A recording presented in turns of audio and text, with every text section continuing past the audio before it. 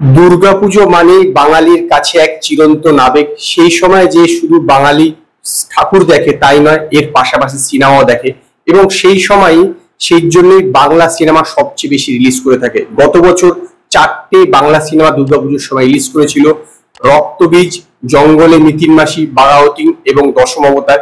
এই বছর 4খানা Bangla cinema release করবে।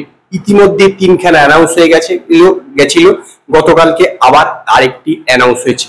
প্রথম যে সিনেমাটা অ্যানাউন্স হয়েছিল সেটা হচ্ছে দেব এবং সৃজিত মুখার্জি পরিচালনায় দেবের সিনেমা টেক্কা। এতে দেব ছাড়াও থাকছে স্বস্তিকা মুখোপাধ্যায় এবং রুক্মিণী। তো এই সিনেমাটা সবার প্রথম অ্যানাউন্স হয়েছিল যে দুর্গাপুজোয় রিলিজ হবে। এতে দেব জমাদারের চরিত্র করছে। তো এই সিনেমাটা ছিল প্রথম সিনেমা যেটা অ্যানাউন্স হয়েছিল যে এই বছর দুর্গাপুজোয় আসবে। দ্বিতীয় যে সিনেমাটা আসতে চলেছে এই বছর সেটা হচ্ছে অনেক বছর পরে মিঠুন চক্রবর্তী এবং দেবশ্রী রায়ের এই শাস্ত্রী সিনেমাটা। এই শাস্ত্রী সিনেমাটা পরিচালনা করছে প্রতীক্ষিত বসু এবং এটা প্রডিউসার হচ্ছে সোম, এবং সোম এতেও একটি রোলও করছে।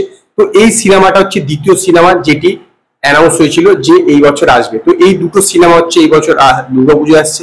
এছাড়াও গত বছর থেকে এটা চালু হয়েছে যে নন্দিতা রায় এবং শিবপ্রসাদ মুখোপাধ্যায় সিনেমা দুর্গাপুজোয় আনছে। গত বছর নিয়েছিল রক্তবীজ এবং সেটাই ডার্ক হর্স ছিল, সবচেয়ে বেশি টাকা কালেকশন করেছিল।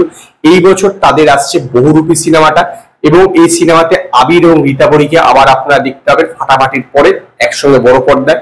তো এইতে একজন আইপিএস অফিসারের রোল করছে আবির চ্যাটার্জি। তো এখন দেখার যে গতবারের মতন এই রক্তবীজের মতন এইবারও এই বহুরূপী সিনেমাটা সাফল্য পায় কিনা। চতুর্থ নম্বর যে সিনেমাটা আসছে সেটা কিন্তু সবচেয়ে বেশি ইন্টারেস্টিং।